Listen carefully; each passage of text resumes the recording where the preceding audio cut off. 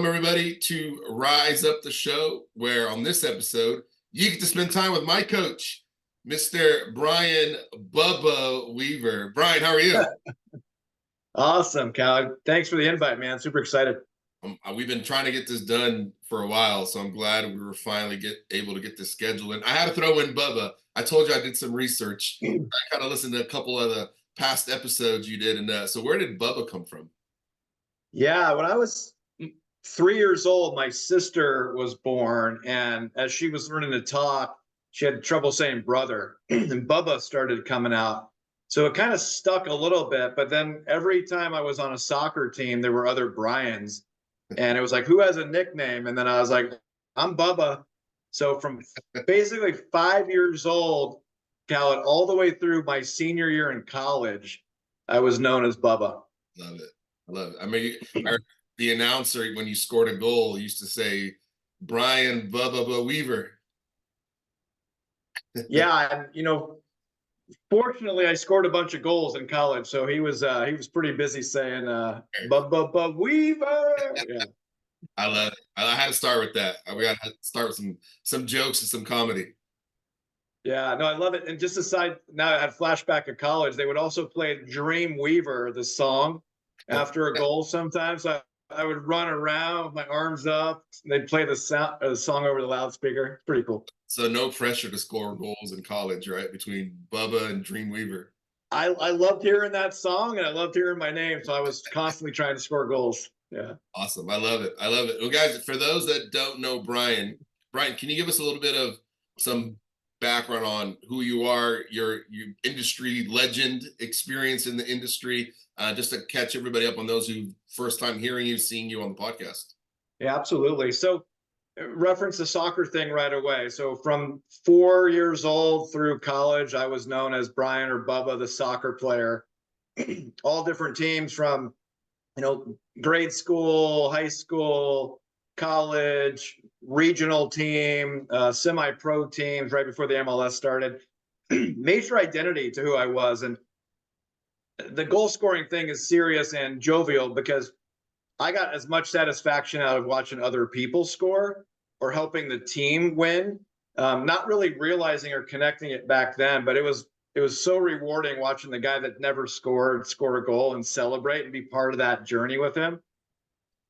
Transition into that, I was like, what am I going to do for life? And it was like, I always want to wear shorts to work and be my own boss. What can I do for that? Right. So it was become a PE teacher was at least the shorts part. Halfway through college, they introduced corporate private fitness. So I was like, okay, I'm going to be a personal trainer. And back in the early 90s, it really wasn't as cool as it is now or even known. So started training, really quickly became a supervisor, manager, started my own training company at the age of 24 with two buddies, just selling a dream of helping people achieve a higher quality of life, providing hope for the future, building communities and social circles. Brian, the personal trainer, was the next 20 years. And then I got into the B2B side, right? So worked for a company, TRX, as you well know, for about 8 years, some other fitness companies, and just found myself passionately loving leadership and helping others back to the soccer playing days, and kept getting promoted and different roles and responsibilities, and just found a passion in that. But I was really curious on what was going to be next, right? And that's where the coaching thing comes in. It was, how can I make a significant impact on people's lives the way I was as a trainer in a different space? And I had an opportunity to meet a gentleman who said, why don't you coach me? Which was my light bulb moment. Went to coaching school for a year, and the rest is history. Yes, sir. Yes, sir. I think it was October 2nd of last year. You started your own coaching business. Yeah. So the cool thing about going through coaching school was I got coached, I learned how to coach, and I learned how to build a coaching business. But as I was going through my own personal transformation, I kept getting promoted at work. So the coaching thing was kind of on the side, and I kept getting different roles and responsibilities, learning and growing within the company. In October of 23, I was kind of like, I got to go for this, man. It's a calling, it's a passion, and I launched Ready for My Moment, October of 2023. I think that's where we met. Well, actually, we knew each other before that, but obviously you living in Frisco and me working for TFF. I think that's where we met, as you were on that. Because I remember you talking to me about it in the early stages of what you were doing, and I know you went to a Brendan Burchard event, and then leading up to the launch of your coaching business, I know you were super excited to launch it. Yeah, extremely excited. It's a passion, a purpose, a calling, whatever you want to say, of something pulling me somewhere that I'm supposed to be. And uniquely for you and I, right? I mean, we have our paths have crossed without knowing each other probably 4 different times in the Oh, in the industry. yeah. And I'm sure with Ursa coming up in a few weeks, I'm sure at Ursa we've seen each other right somewhere. Either there or a Bay Club. We both work for the Bay Club.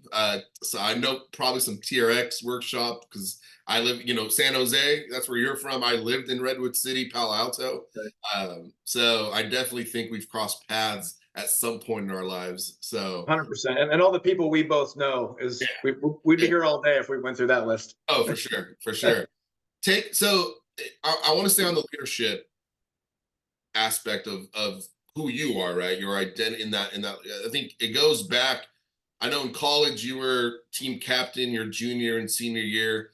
And for you, is that when leadership becoming like, hey, this is something I love to do, I'm passionate about, or was it earlier on there was some of those leadership traits people were seeing in you? It was probably high school for me. So I was captain my senior year in high school of the soccer team, and my best friend was the co-captain. And we were able to do some really cool things that have never been done in the school history, like change the school colors for our uniforms.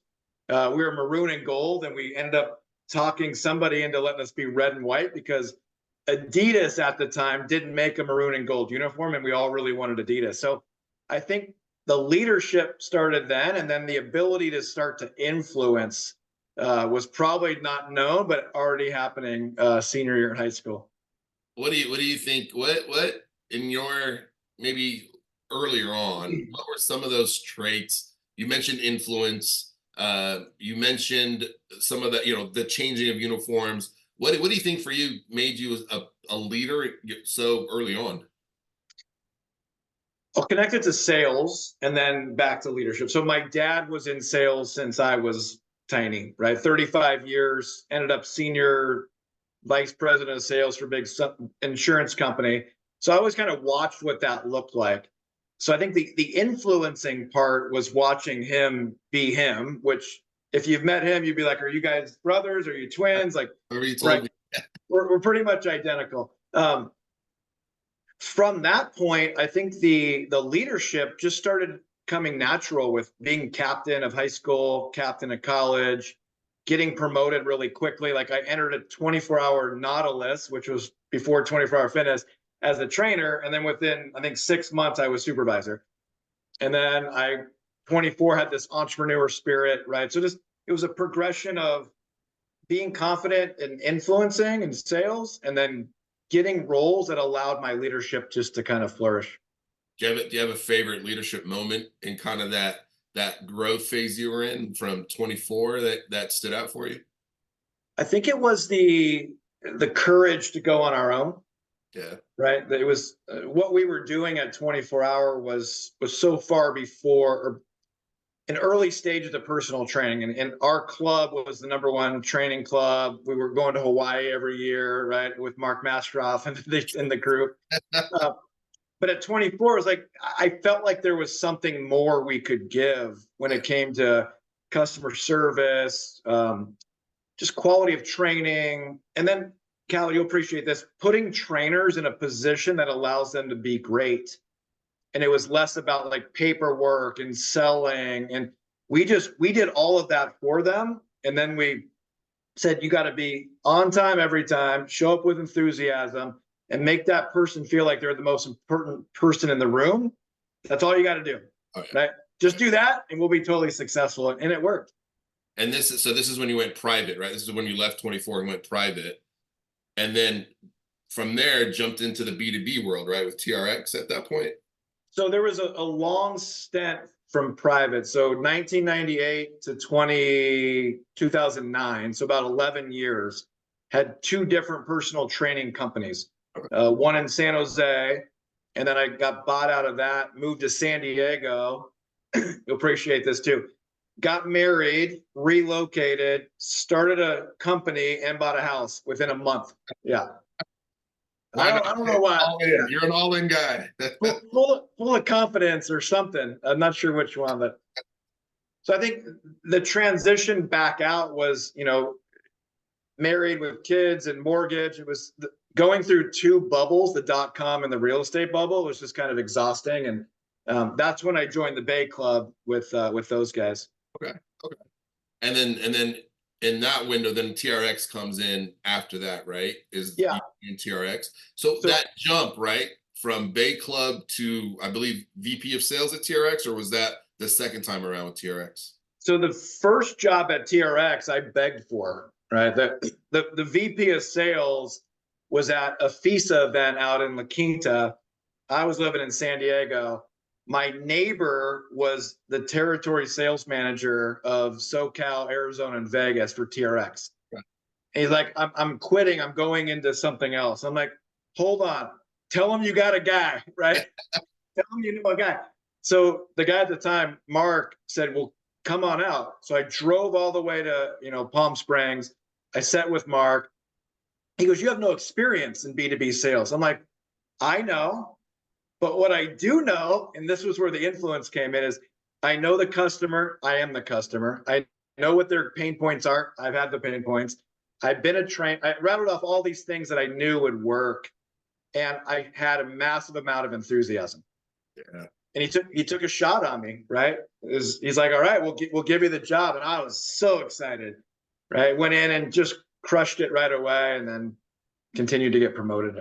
And I think there's something there I don't want to miss out on is your confidence. You might have not known or had experience in B2B, but it was your confidence and that enthusiasm, and that it's the whole see Jack through Jack's eyes.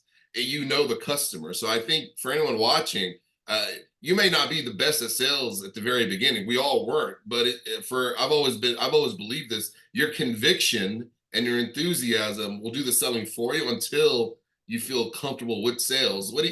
Would you agree, disagree?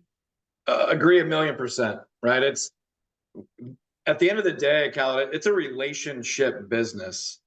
And if you're good at relationshipping, right, as a verb, and that's a way of being for you automatically, then no matter what you're doing, you're going to have success. And I think for me at that point, and anybody else that's in this same position, courage and confidence, right, in your own ability to connect with people and then influence them on what you're trying to have them see. It doesn't matter what widget it is or what service it is. It's all the same thing at the end of the day. It's the ability to fully connect with people at a deep level. And you segued right into a great story. I want to go back to your dad because there was a window between you left fitness and went into banking. And you've shared this story with me before around relationships and the importance of it. Can we share that? I think it was you were working in the banking world. So after my first tenure at TRX, I wanted to get out of the fitness industry. Had an opportunity to take a job with a bank out of Chicago that was looking for a head of business development for California. And it was basically motorcycle power sport industry, which, referencing my dad, 35 years in sales, he grew up in the motorcycle power sport industry in California. So 25-ish years prior, he was in the car, on the pavement, knocking on doors, all these dealerships. So I then took a role that was calling on the same customers, and we looked exactly the same. So two quick stories. Every dealership I'd walk into, Cal, they would freak out. Be like, whoa, what's going on right now? Brian, what are you eating? What are you drinking? I'm like, no, I'm his son. Oh, right. It was this like really cool, quick interaction. But my favorite story is my dad's like, hey, can I go with you on a road trip one day? I want to say hello to everybody. I'm like, yes, right? You're the best at sales I know. I need sales. Come with me. So we pull up to this one dealership up in Ventura, and we walk in the door, and I'm trying to like show off for my dad. I'm like, I got this. I'm like, where's the finance manager? My dad's like, whoa. where's Craig? I'm like, who's Craig? Craig's the owner, right? Craig's in his office. All right, I know where it is. We walk back, knocks on the door, peeks his head. He's like, Craig says, Brian Weaver, what the heck are you doing here, right? We walk in, it's a 30-minute meeting, 29 minutes. We don't talk about anything but life. My dad and his pictures on his mantle behind his desk, they're fishing off his boat. Awesome. Life, kids, anything besides work. And I'm like freaking out. Like, I need to make a sale. Come on, let's get to it. The last minute, he goes, Craig, you mind introducing my son to your finance manager? Absolutely. Can you send him a couple deals? Absolutely. I walk over, I meet the finance manager. 2 days later, I got 2 contracts coming through that just because my dad showed up. And that's where relationshiping, the verb, came from. It's like, it's sometimes more important to connect at a relationship level than ask for the sale right away. You had to share that story. I think it's one of my favorite stories. Thanks for asking. Yeah. We definitely, I need everyone else listening and watching to hear that story. So let me ask you, do you think, knowing that experience with your dad and the importance of relationship and the power of relationships, has sales are we in a different world now where, because of the way things move, digital, online, iPhones, the world moves so much faster? Is the relationship aspect, is it still there in sales, or has it, have we gone more transactional? I think it's trying to shift transactional, but transformational sales is a completely different game, right? We can go on our phone on Amazon and buy something. It could be here in 10 minutes. I think for us, like the industry we're in with fitness, service, wellness, it'll always be relationship driven. And the thing that was so impressive about my dad, which allowed that conversation with Craig to happen, is consistency over time produces results. My dad showed up at Craig's dealership every month for 6, 7 years, right? And all of a sudden, that over time, it just organically happens. And I think that's probably the difference, transformation or transaction, right? Is we don't give it enough time to evolve. We're in such a hurry because we're used to the click and the buy that we forget that the value is actually in the relationship and the connection that will last really long and transition into whatever else you're selling at any other point in your life. Well, and do you think sales cycles play a role in that relationshiping aspect? Because, whether it's a longer sales cycle means I got to develop a better, longer, deeper relationship. A shorter sales cycle, do you think that has an impact on that as well? I think it does when it comes to competition. Yeah. Right. Because if you're out there selling something and the person you're calling on is buying it from somebody else, your competitor, but you continually evolve and develop that relationship, at some point that other competitors either going to go away, not have good service, not have the product, they're going to call you right away. Yep. Right? Because they know they like you and they can trust you because you've been showing up, knocking on their door, and not always asking, Cal. You don't always have to ask for the sale, right? You literally just have to establish and build trust. And that, for me, watching my dad, was just the consistency over time. What did he do? What did he do so well? And you mentioned building trust and building that relationships, or those relationships. Were there other things you noticed that he did well that you do now in your role, or in what you do now? So from a sales standpoint specifically, it was his reliability. I remember, like, growing up, the guy was, as soon as he got a car phone, it was glued to his ear everywhere we went. It was pretty funny. And he would always be like, hey, Brian, hold on. Hey, Cal, I'm on the other line. Let me call you right back. Wrap up with Brian. And he would never forget to call you back. I don't know how he did that, right? He always called the person back that he asked to hold on. I'll call you back. And that's reliability. Like that builds trust. So I think he earned that because of the way he showed up with those people. But when it comes to like leadership, yeah, there's a really cool acronym called Mr. E.L.F, right? So it's mission for the M, mission, vision, value, right? So as long as we're all connected to the mission, the vision, and the values, that's our endpoint. The R is for reliable, which is what my dad was like. So have integrity, right? Say what you want to say, do what you're going to do, and then be intentional about what those mean to you. A ton of enthusiasm and energy for the E, right? Lead by example. So be willing to go first, which my dad was able to do that. And then the F is the feedback, right? Feedback's the breakfast of champions. Can you receive it and give it at all times?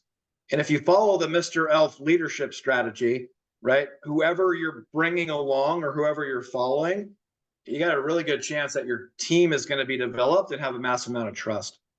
Hope everybody wrote that down, Mr. Elf. I hope everybody took notes. That's the first. I think you've shared that with me once before, but every time I rehear it, man, you always start to. All right, that makes sense. So I hope everybody took some notes. Yeah, as we get older, man, you got to make it easy to remember. Mr. E.L.F. All Not acronyms. too hard. Mr. Elf acronyms work. Yeah. So you make the jump into the corporate B2B world. How is that transition going from entrepreneur? I got my own. I'm running my own company to now, and you're working with an amazing brand. I know in that time TRX was that ramp up was huge. What was that experience like? Extremely fortunate that every door I knocked on opened up and welcomed me in. That's what the TRX brand had at that time. It was so unique, so powerful, sexy, right? Everybody wanted to be near it. I remember when I was a trainer at a club going to a TRX party and watching the founder just be consumed with people wanting to like touch him. He was like a rock star, right? And I was like, what is going? It's just this something that hangs and you work out on, right? But it was way more than that, right? It was the impact that that one product can make on so many people's lives, and then the ability to use it anywhere, anytime. All the TRX stuff from the marketing side. um, the transition, though, right, was connected to my dad mostly, like watching him knock on doors and go create relationships, and then understanding the pain. So as a owner operator, as a supervisor, manager, AGM, GM, like running operating clubs, I knew what they needed, and I was able to have those conversations pretty easily. So the transition for me was pretty smooth because I was, back to your point, confident, right? Ton of courage walking in. I knew who to ask for at that point, right? When I asked for the fitness manager or the GM, Yeah. I wasn't asking for Craig, but I was able to get in the door because wearing the TRX brand and then knowing who to talk to and what they really needed. Let me ask you, now that you're from afar from the fitness world, right? What do you in today's age, operator, GM, what do you think some of those pain points are today in fitness? I think we lose sight on what people actually really want. Right? I think we're always trying to find the next coolest gadget or product, or the industry has evolved from, back in the day of select rise and cardio, then this functional training space started taking up some of that. And then there's this powerlifting, strength training platforms, now the recovery. So the industry from a product standpoint is continually evolving. The missing component is the way we treat people. Right. I worked for a guy, one of the founders of the Bay Club, which was Western Athletic Clubs. And he goes, Brian, there's three things you need to remember. And I remember meeting him on the workout floor, not knowing who he was. Right. And he was kind of quizzing me, and I didn't know who he was, but he's like, look, cleanliness. The club has to be immaculate all times. Right. Yep. Friendliness. When that person walks in, they have to feel like they're the most important person walking in the door. And responsiveness. When they have a problem, you get on it right away. He goes, you do those three things, you're going to have a successful club. You miss one of them or all of them, it doesn't matter how nice your equipment is, how much recovery space, you're going to lose them to the competitor who cares more about people. Do you think with those things in place, do you think the market as it sits right now, are we becoming oversaturated in fitness? Is there too much in fitness, or are we still, or are we it's still growing. The industry is definitely still growing, but I think now when you look at what's out there, I mean, you've got HVLPs on top of HVLPs, boutiques on top of boutiques. At what point do we get a, and the key, what I'm getting to is we're opening all these clubs, boutique studios are opening up, but the actual impact we're having on those that are actually getting involved in fitness isn't changing. So from what do you is there is our messaging wrong? Are we approaching it like it was 1990, or what do you think now that you're kind of afar from fitness?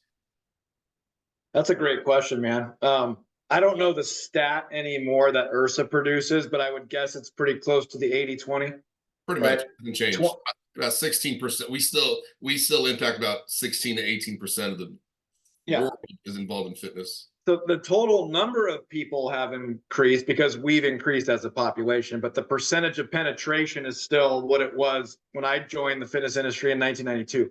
Correct. Right. Yep. My belief is that our messaging is still going after the fit, right? The people that are already in great shape, that don't need it, but they just have to have it, right? It's part of their life. That's why the explosion of all those different models is working, because there's 16% are those guys and gals that they love it. It's part of the life.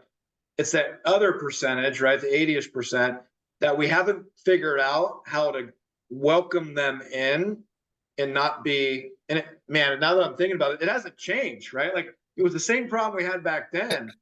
How do you get non-fit, non-exercise people to want to move their body? Yeah. And I think if it's movement driven, not fitness driven, I think there's an opportunity to connect. Well, that, and you also got, now if you look at the club you work out in now, it's Gen Z millennials, right? So you've got this whole other demographic now that is coming through. Really, as one's aging out, a younger one is coming through, and it's giving everybody a completely different challenge than years past. They receive fitness differently than I did or you did, right? There's always these jokes on social media of like the gym in the 80s and all the bodybuilders, and then the gym today, everyone's on their phone, right? And it's funny because I've actually become that guy. In between my sets, I'll pull up my phone. What am I doing? Yeah. I do the same thing. I'm listening to a podcast in between a set. All right, let me take a quick note real quick. Right. So I definitely, I'm right there with you. Yeah. Well, so let's jump forward to now, right? Ready for my moment. You went through the coaching, you got coached, you learned how to open up, build your own coaching business. What inspired you to start Ready for My Moment? So I'll reshare the story a little bit differently. About 5 years ago, I was kind of, what do I do next? Right? Midlife crisis. It's going to be 50 soon. Like kids are going to grow up and get like, what is Brian or Bubba Weaver's next chapter? And that's when I seeked out the guidance of a mentor. I was looking for somebody to maybe coach me. So I was introduced to this guy named Brad, who ran a big medical device company in San Diego. And he took my call and he's like, absolutely, just a fantastic human being. He goes, I'll talk to you. And as we sat down 10 minutes into that conversation, I'm seeking his coaching. He says, what if you coach me? The light bulb moment, right? Sought out all the schooling, enrolled, spent a ton of money like on this dream or this hope. But the connection that I was looking for is, why do some people make choices good for them and some make choices not good for them? And as I was going through the schooling and starting to coach a little bit and getting promoted, I recognized that there's an actual moment between an event that happens to you and the way you think about it, or a stimulus and a reaction, that is awareness. How do I want to be about this moment in alignment with what I actually want to accomplish? And Caleb, most of us don't even have any idea that exists. Yeah. Right? So Ready for My Moment is much more about that little moment in time, every second, every minute, every hour, every day, than it is about Tom Brady being down 28-3 and being ready for that moment. He added up all those little ones to get there, but I think the opportunity for most people is to, how do I want to show up and why does that matter? What do I have control over? What do I not have control over? And how much time am I spending stuck in a space that is not in alignment with what I want? Yeah. And then how do I change that? And that Ready for My Moment gives people the tools and the awareness around how to change that little tiny moment that significantly, as you know very well, can change your entire life. Of course, I know that very well. Can you share maybe one or two things for someone, I want some, someone to take away some, a tangible, if I do this, if I apply this or attempt to, not even attempt, apply this. Can you share one or two things that someone can apply from the call today? So, first and foremost, we all need a coach, right? Wherever you are in your life, coaching works for everybody at different times and different needs. So I would encourage anybody listening to this to seek out some sort of coaching, right? That allows them to do a couple things. Have somebody be a mirror that reflects back what they are doing or not doing, or how they're being or not being.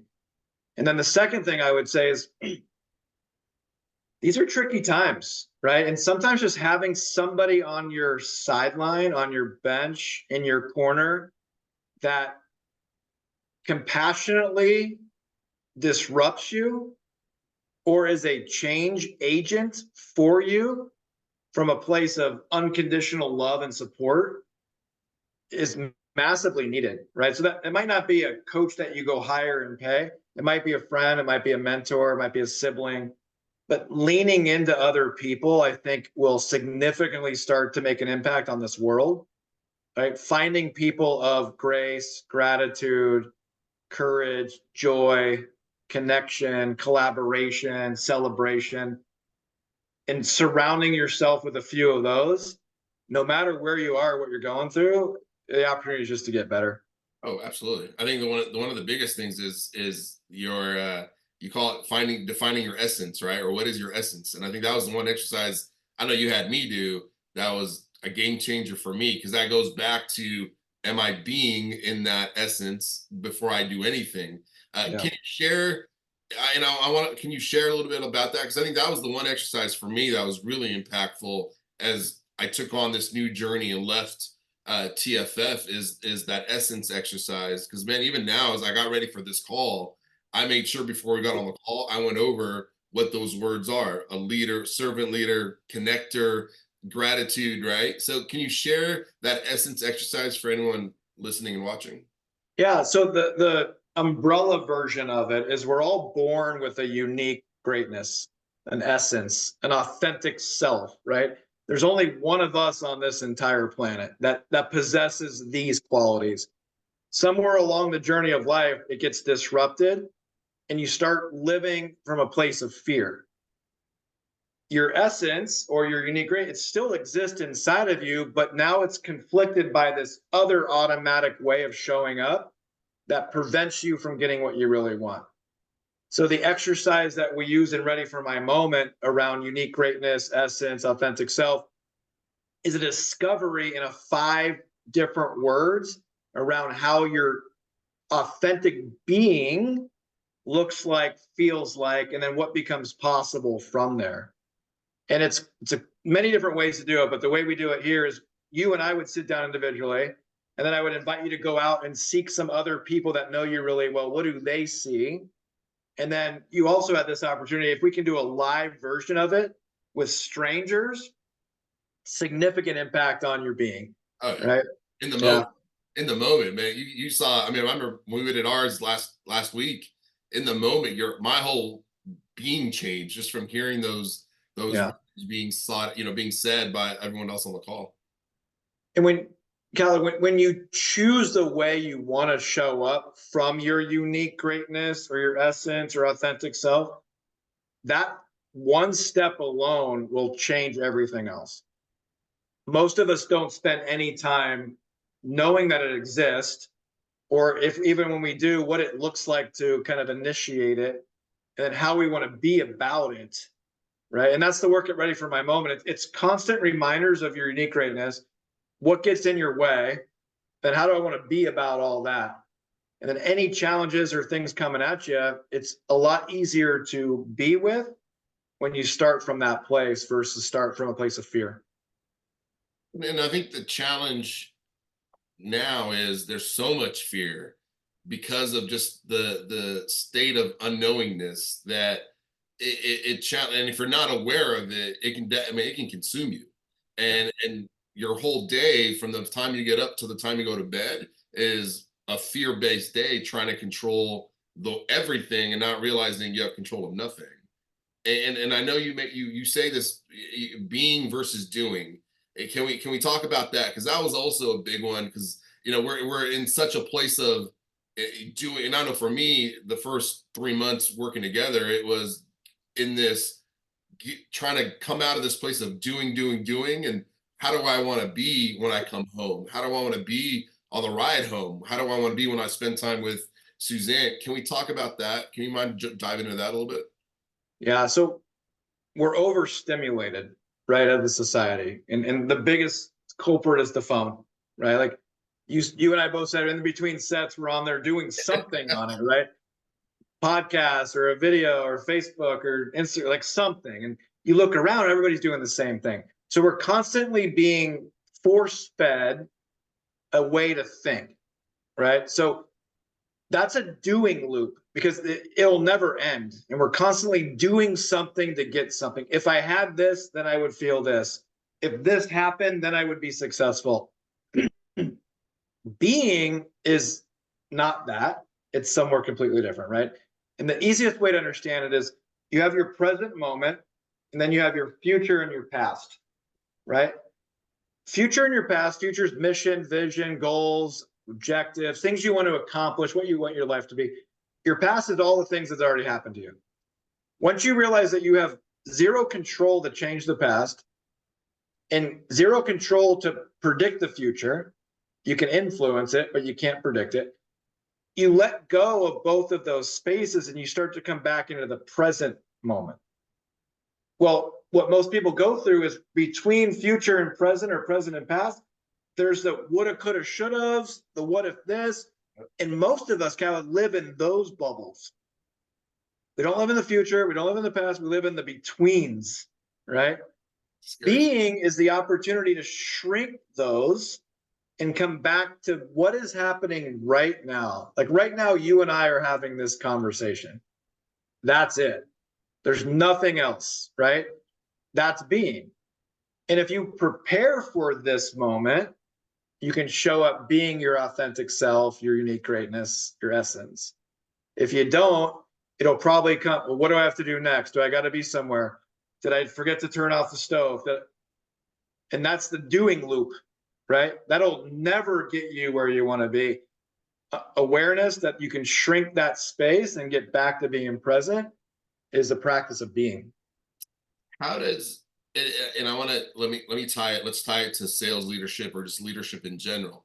How does being and being in that state, what kind of impact does that have when I'm leading a team or building out a team or running a company? The impact of being leader from your essence or authentic self or unique greatness completely changes the way your team follows or not.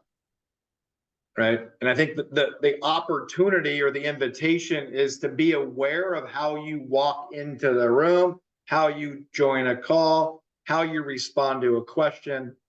Right. And if it's so for me, it's power, play, beacon, vitality, and leader. That is my essence. When I show up being those, I create connection, collaboration, celebration, which then creates trust. From trust, everything's possible. If my team doesn't trust me, I mean, I'm constantly in the doing loop again. Why do they not trust me? What did I do? How do I change? Right? It won't end. I pause, I get really clear on who I am as a human being, how I want to show up, what impact I want to make, and what space I want to create for my team to play in. And the space that I choose for my team to play in is trust. I think, and it's the found. We know it's the right five. The five dysfunctions of a team, right? Trust is that bottom foundation. Everything else is built on top of that. I think the challenge for me, and at least for me personally, as we were going through our coaching, and I'm sure other leaders out there face the same challenges, is you also got a number you've got to hit at the end of every single month to make sure that the business delivers what it needs to deliver. And sometimes the challenge is, how do you balance being versus doing to get to that end result at the end of the month? If you're only focused on performance, you're probably going to lose. Yeah. And I think that's the difference, right? That's number still exists. And you and I worked on this together. And it's probably only going up. If you're in sales or leading a sales team, somebody's raising that bar over and over.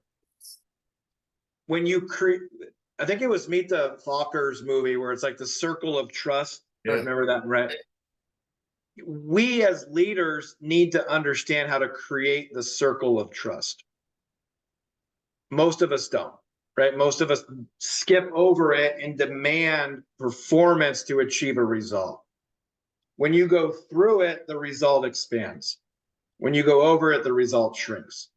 And you watch it with athletes, kids, students, when they feel the pressure of performing to equal something, most of them buckle, right? When you get underneath them to your 5 dysfunctions and you push them up, or you servant leader them and you get under them and drive them up, you get a massive difference in performance, right? So Good, yeah, good. letting go of the number as the result and focusing on the being as the only thing that you can technically control, how you choose to show up, not whether you do $1 million or 10 million or $100 million in revenue.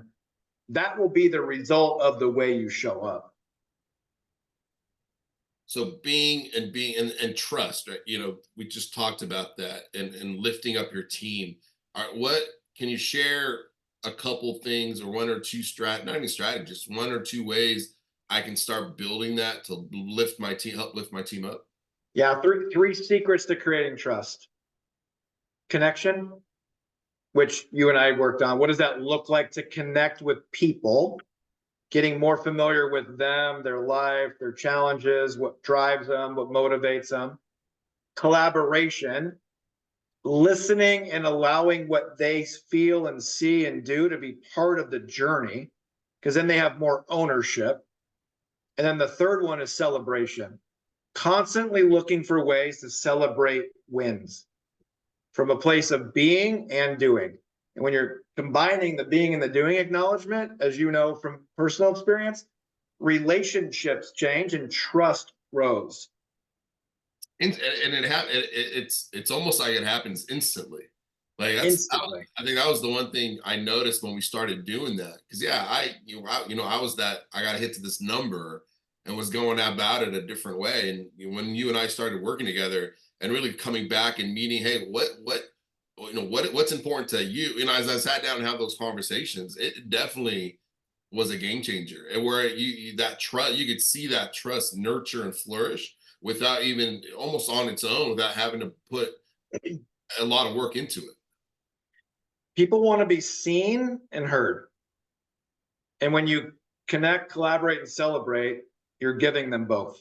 You're giving them two gifts, right? And when people receive gifts, there's usually a thank you or a reciprocal, what can I do for you? Or what's next? Or there's a progression to growth, right? So the gift we can give as leaders is to see and hear the people that we're serving, and then create trust by connection, collaboration, and celebration of those people.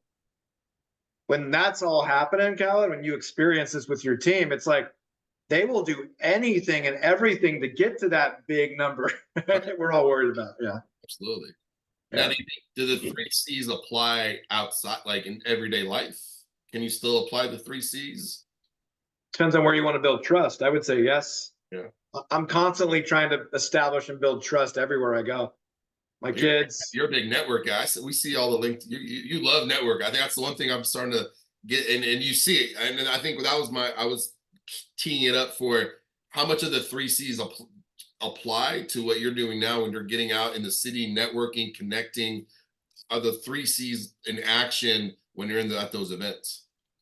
So I did it this morning, right? I had a face-to-face with a networking woman in my group.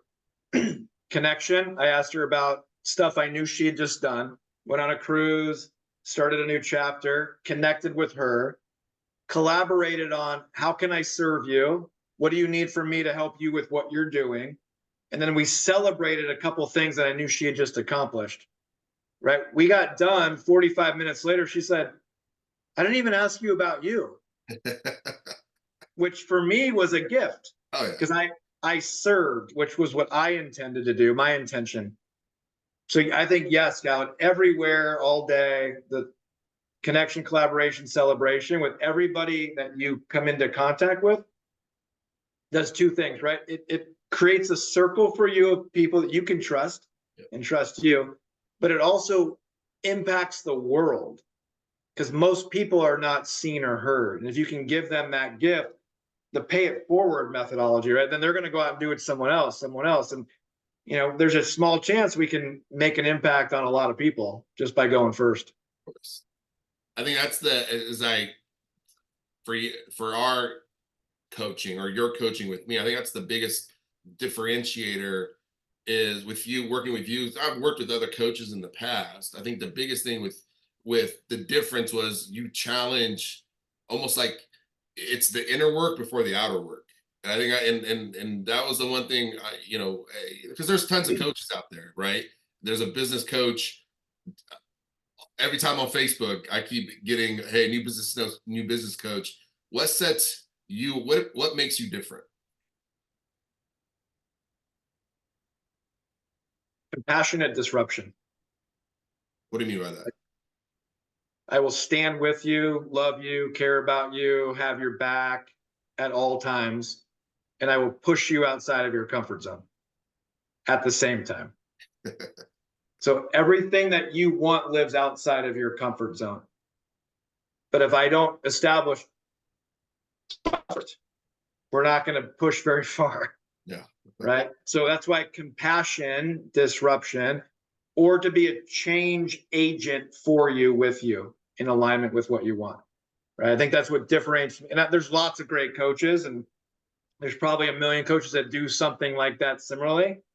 But I think if you wanted to work with me, which you have the experience of, I will be on time every time, and I will compassionately disrupt your world to get you to where you said you want to go. Right. So meet you where you are, understand where you want to be, and then we'll do the work in between there all the time so you end up where you want to go.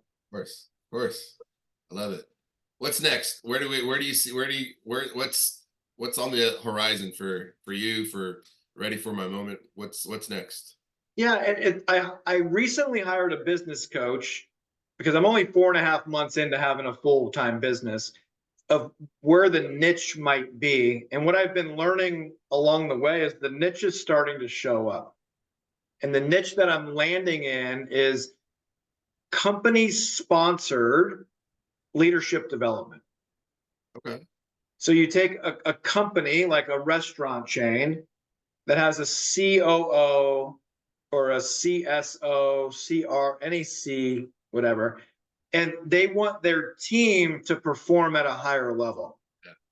Perfect client for me. Yeah.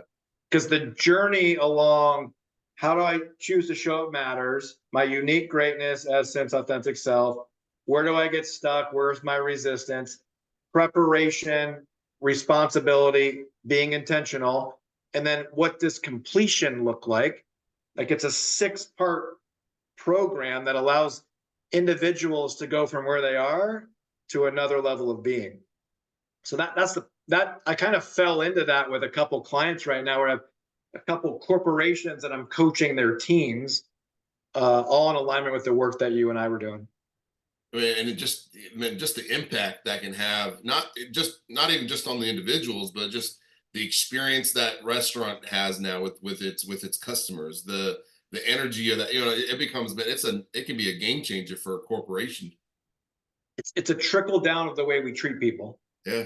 Right. If the C-suite's treating the regional a certain way, the regional's treating the manager a certain way, manager treating frontline treating customer, it's a different environment, right? And that's service based or company base, product base, doesn't matter. Yeah. What for you as you've gone through this journey from Division I soccer, entrepreneur, corporate world, on back to entrepreneur, and now here we are, leadership coaching, corporate executive coaching. There were, I call them your rise up moments, right? There was moments along the journey that if I didn't take this direction and I went right instead of left, I wouldn't be where I am today. But because I made that decision to go the opposite direction, I am who I am today. What can you, were there one or two moments? I'm sure there was a ton, but are there one or two that come to mind that was like, you know what, it was because I just decided to do this, it put me on that trajectory? First thing that comes to mind is surround yourself with the right people. Right? The moments that I had significant growth, I was supported and loved and cared about and disrupted really positively for growth. The moments where I fell backwards or got depressed or anxious or didn't know where I belonged or who I was surrounding myself with the wrong people. So people who you surround yourself with significantly changes where you end up. That'd be the first thing looking back at the bumpy road I've been on to get here. Yeah. Second one was the risk taking of getting outside of my own comfort zone. 24 years old, Cal, I'm sitting, I remember this, my two best friends and I are going to start a personal training studio in 1998. They were like, Curves was just starting to happen. CrossFit had like 3 boxes. It didn't exist. There weren't boutique studios. We gathered up $20,000. We put all of our personal assets on the line to get a loan, and we opened up a box, right? Because what we knew we wanted to do was treat people the way they wanted to be treated. And we weren't able to do that where we were coming from. And we went for it. That moment showed me that I had the courage to hang my, you know what, out there to be famous. Jerry Maguire quote, right? So I'd say those things: surround yourself with the right people, and don't be afraid to take a risk. You know, because now looking back, since that moment, I've had 50 other moments, right? And I didn't remember that one until you just asked. So time cures or heals or helps, you know, everything moving forward. And don't be afraid to take a risk. I love it. Well, thank you for sharing those moments. Yeah. Thank you. Where can, if somebody wants to get a hold of you, find out more about you, Ready for My Moment, where can they reach out to you?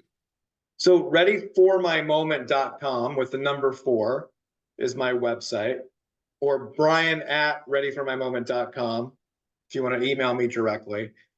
There is a complimentary 45-minute discovery call. So if you're thinking, hey, this might be something for me, or I'm just working through something, I want to get some advice, happy to have anyone of your listeners reach out directly, set up that call. Anybody that decides to enroll and use me as their coach, I will offer a 20% discount for any of your users. So that could help encourage or influence some of those guys. I love it. 20% off. We'll link all this up in the show notes. But guys, if nothing else, take advantage of that 45-minute call. Get some clarity or maybe some questions that you have. He's amazing coach. We're going on, I believe, 5 months now working together. Yes, sir. It's definitely been a game changer for me in my career, both personally and professionally. So I thank you for what you've done for me. But guys, take advantage of at least of that 45-minute call. We'll link it all up. Brian, thank you. I know we appreciate you taking time out of your day. Thank you for coming on the show. Caleb, thanks for being who you are. Right, our journey together has been so fascinating to be part of yours and where you've gotten to, and just that smile right there, right? The impact that has on people's lives is amazing. So thanks for being you. Thank you. It means a lot, guys. Hope you enjoyed this episode. Like, share. I'm trying to grow our YouTube channel. Give us a share on YouTube. But guys, if you've got any feedback, questions, drop them in the comments. Thank you, and I will talk to you guys soon. See you later.